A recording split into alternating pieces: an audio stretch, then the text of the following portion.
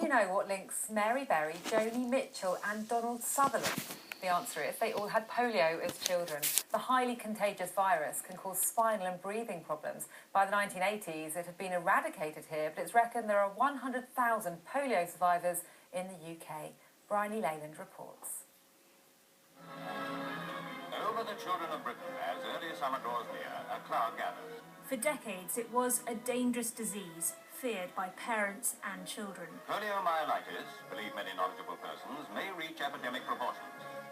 Hence, upon the Ministry of Health, focuses much sharply critical attention.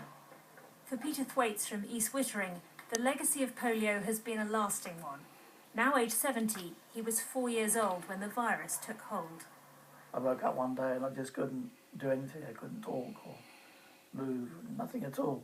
And then within an hour or so I was in isolation hospital at Swandene in Worthing.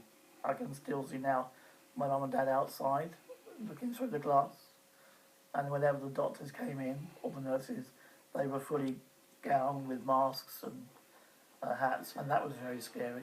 Peter spent weeks in an iron lung like this one, which breathed for him. His paralysis passed and he was able to lead a full life. But symptoms returned in his 40s when he developed PPS, Post-Polio Syndrome.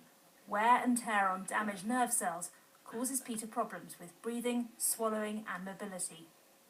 The polio damaged the motor neurons that operate the muscles, so that the brain is not getting the signal to the muscles to work. And the damaged ones, the more you use the damaged ones, the quicker they're destroyed.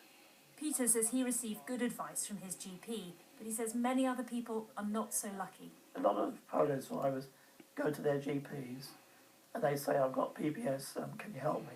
And they get a blank stare. You know, not simple. Sorry, I don't know anything about polio, and even less about post-polio syndrome. Peter says the success of vaccination programmes begun in the late 50s has meant polio has become a largely forgotten disease in the UK. He set up a fellowship of what he calls polio warriors to offer support to those still affected and to call for better care. Just because, you know, we are all going to die out, can we not have some long-term management?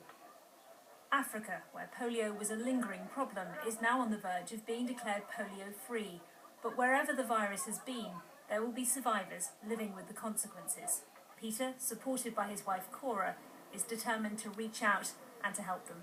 A beautiful day. Bryony Leyland, BBC South Today, East Wittering. Thanks for watching, and still to come, we have the